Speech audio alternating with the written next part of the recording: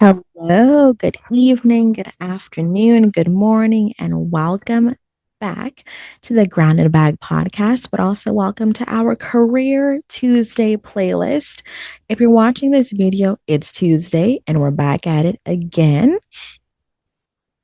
And most importantly, we are here to really signify a change, but also to really walk into it with purpose, most importantly.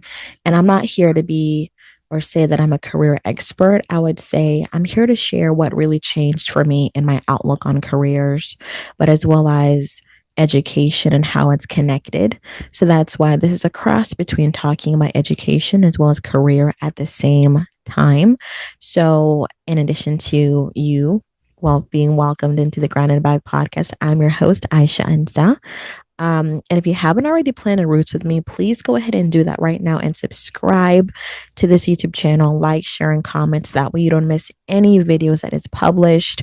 And so that we are also able to just let the YouTube multiverse know that you find value here in this YouTube channel.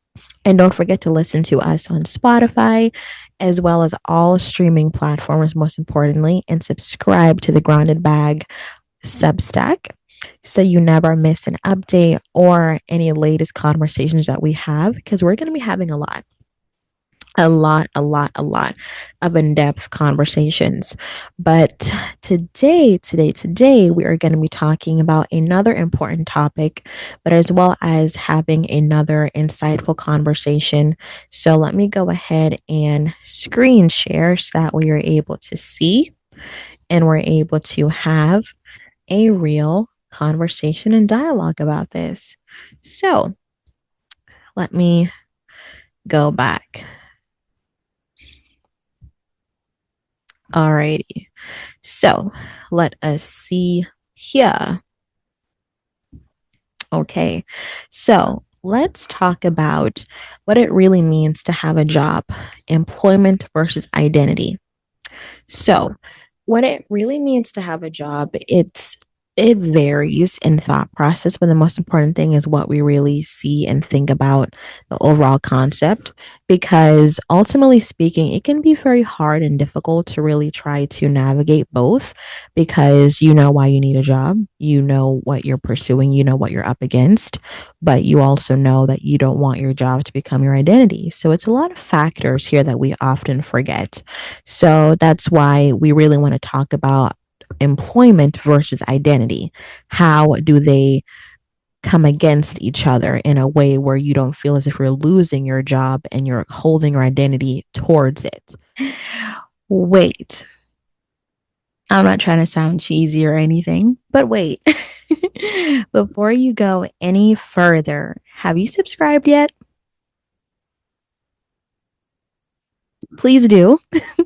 Plant roots so that way you don't miss any video that I publish, as well as any announcements or just any form of purposeful content that I'm prayerfully going to be presenting on this platform, as well as shorts, because I do get down.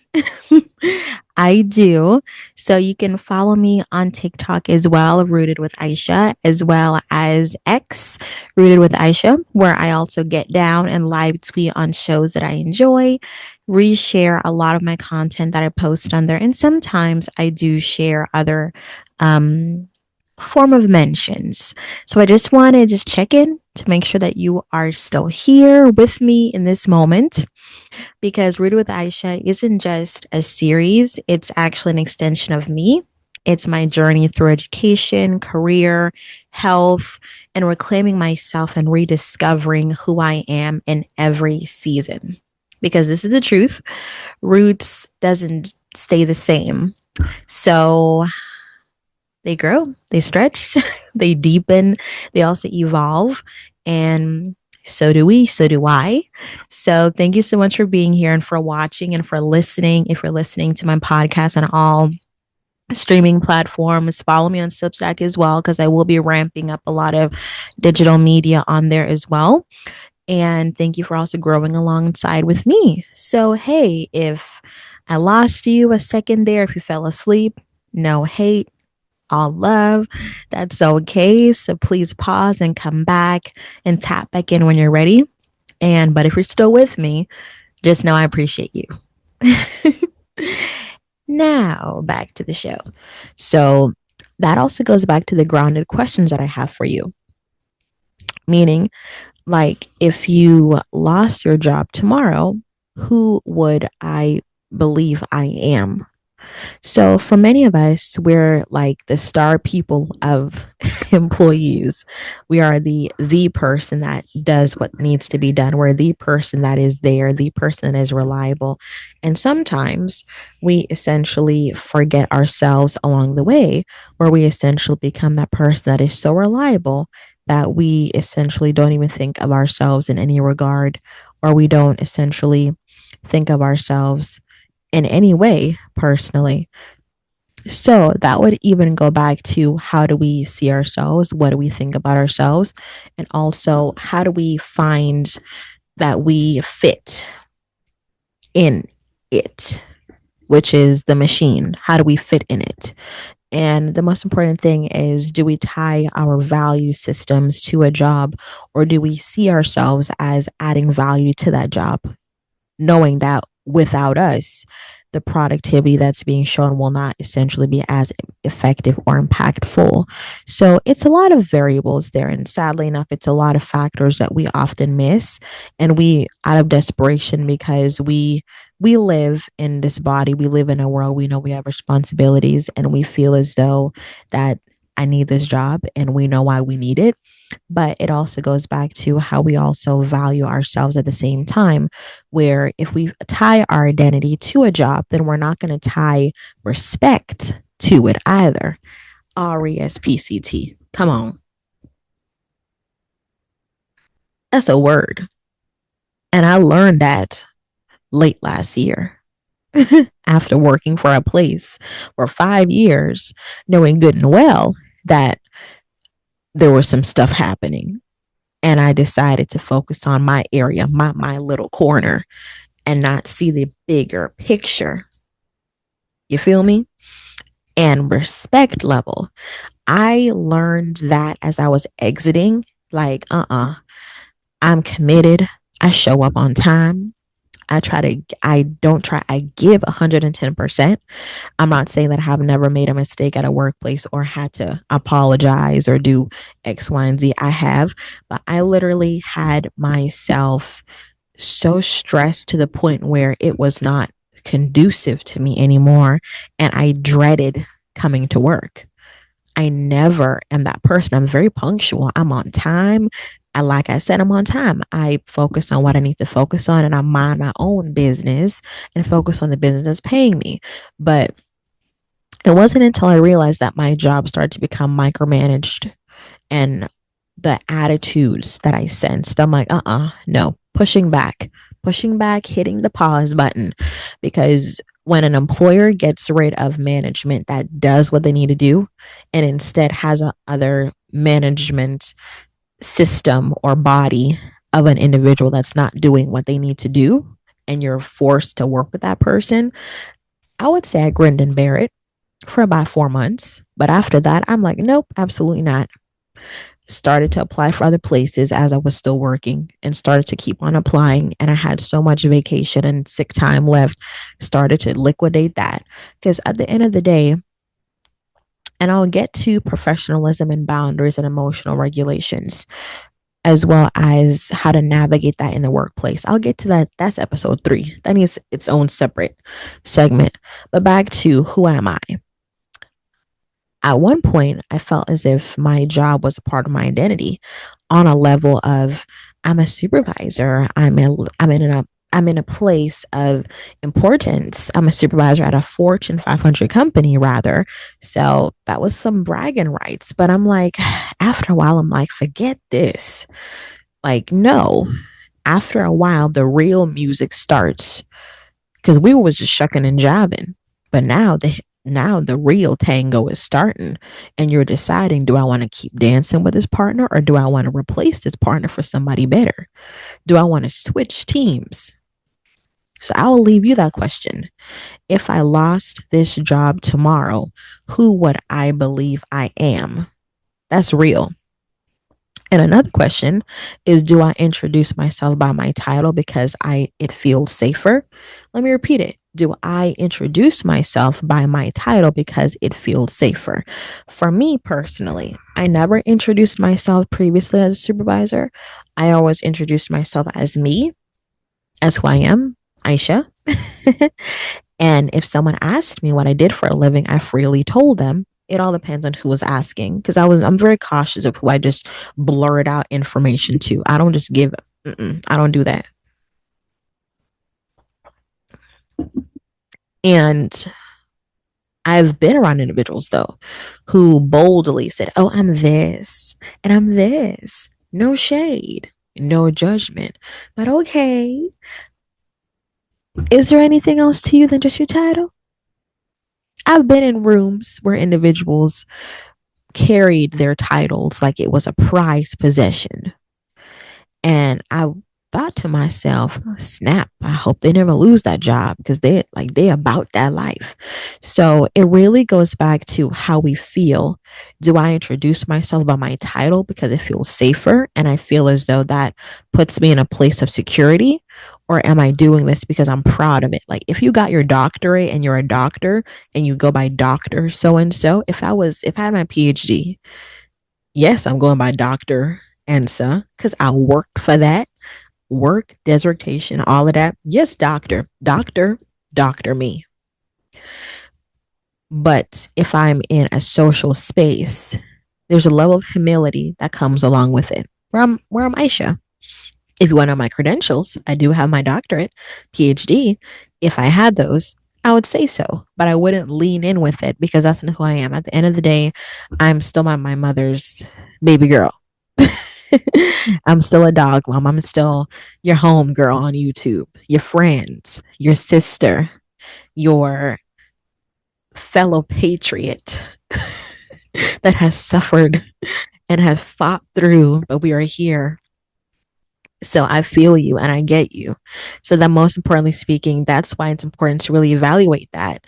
And another question is this job funding my purpose or replacing it? Is this job becoming your purpose or is it just funding it?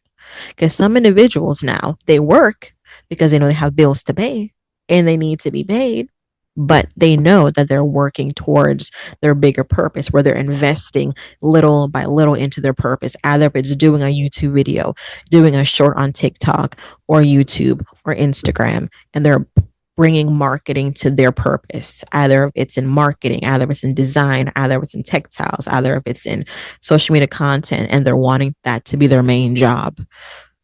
Or is your job replacing your purpose and your job becomes your exact purpose? I'm looking at from two different perspectives because there are some jobs or careers that are purposeful ones that doesn't even feel like work, and then there's ones that feel as if you're carrying the weight of the world on your shoulders. That's another thing to really examine. But also, is this job replacing your purpose or is it funding it? Those are two different things to evaluate. I know for me, my job wasn't replacing my purpose, but it was funding my financial obligations. But it wasn't replacing my purpose because I knew that I had something else that I really wanted to do, but I felt as though it was taking me away from my purpose, where it wasn't replacing it because it didn't take away my purpose, but it was really taking the time that I needed to commit to my purpose away. Where even now, as I'm in another purpose career, I wouldn't even call it a job as career. I feel as though I have more time to do purposeful and meaningful things. Whereas at my other job, we wouldn't be here talking. I would look a hot mess. Hottest of the mess. A hot mess. I'm telling you. So I would honestly say you also have to evaluate that. And also, are is my place of work accommodating and respecting mental health boundaries and giving me that opportunity to step back if mentally I'm being burdened by my current environment. So that's what I'm looking at. Even in this episode 1, we talked about this. Do not be afraid to interview your employers and ask them questions, because you know that you're going to be committing and doing the trainings and giving them your time. So vice versa. What are you going to give me in return? Like, do you value mental health? What's the ADA accommodations? What's the benefits? How long do I have to wait to get medical and dental? How long do I have to wait to get certain allocations dispersed to me? So there's different ways to look at it. Is identity a way to get paid? Or is it a way to express yourself? Or is it employment a way to get paid? Or is it a way to express yourself? Vice versa. Oh, oh. Vice versa. And another question is, what emotions do I feel on Sunday nights? Rest is sacred. Won't he do it? And your Sunday nights could be for football, or it could be for your means of recharge. So definitely look at that. How do weekends feel to you? Do they still feel like work days, or does weekdays feel like weekends? It's been feeling like that sometimes, because some days go by so fast. You're like, oh my God, it's Friday already. Girl, you lying. There's so much factors to it, and it's insane. But what I would say is creating that balance helps in more ways than one. And another question is, am I fulfilled or just financially stable? I'll leave that question for the group. Am I fulfilled or just financially stable? Because there's many factors to look at this, but there's also important key pointers in staying in the loop of, is that when we're looking at being fulfilled or financially stable, you can have all the money in the world, but it doesn't can't buy you happiness. It can probably pay your bills and pay off your debt, but it can't give you a purpose. It can probably help you create one, but can it give you purpose is a different question. And does my job align with my values? I can say definitively that my current career aligns with my values, and it also allows me opportunity to grow and can pour back into me and give back to me for a change. Whereas previously I couldn't say that. And even when the career that I chose for my education, I would say that it aligns with everything that I've done and even my passions that I want to get into, because I still feel as though in the field of social work, there's so much to do. It's way beyond DFACS. It's way beyond child welfare. It's a level of what I need to do, but it's a level of what I need to contribute to. I feel like I have a debt to pay. I feel like there is a level of responsibility that I do take in what I do and how I do it. So what I would say all of this to say is that having and aligning with your purpose is something so special, and money cannot buy that, especially when it comes to your values being compromised or your values being respected. If you decide to wear your locks or your natural hair or your hijab or your cultural garbs, you shouldn't be disrespected for doing that. Neither should you be questioned. Do we question when someone wears tie dye or when they dress the way that they dress? No, we mind our own business and we do our jobs. The same respect should be reciprocated to individuals who talk differently, dress differently, and sound differently. And let's also ask this: who am I outside of productivity? So, who am I outside of work is just like this. I have my serious moments and I have my jovial moments. I have my moments where I don't listen. I have my moments where I do listen. I have my moments where I'm creative, and I love tapping into my creative side because it really helps me to focus and be engaged. And it really helps me to really balance stress. Balancing stress for me is creative outlets, painting, doing things with my hands, doing digital content like this, reading. I'm trying to get into more creative outlets on other levels. And just me getting into this career field, I'm actually re exploring what I like from what I don't like. And I'm also re exploring myself for who I am. So I would say it's a rediscovery. So you all are literally seeing me evolve in real time. But the most important thing is, how does these questions apply to you? So I will be posting these questions on my Substack so that we're going to be able to read them off and answer them for yourself.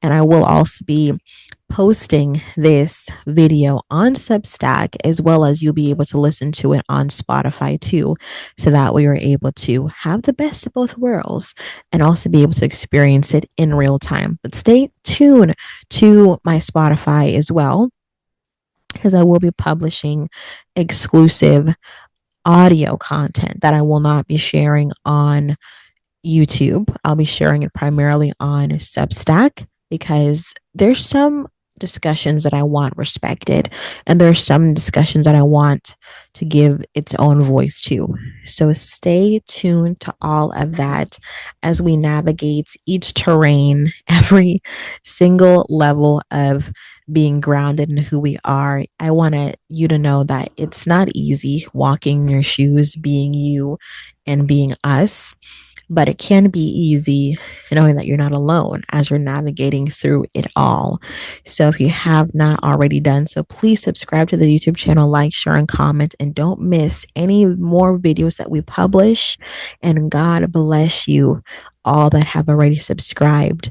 And I don't know your spiritual denomination or who you believe in or what you believe in, but I'm praying blessings over your life and that you be blessed and that you are guided and given the utterance to do what you have to do purpose wise as well.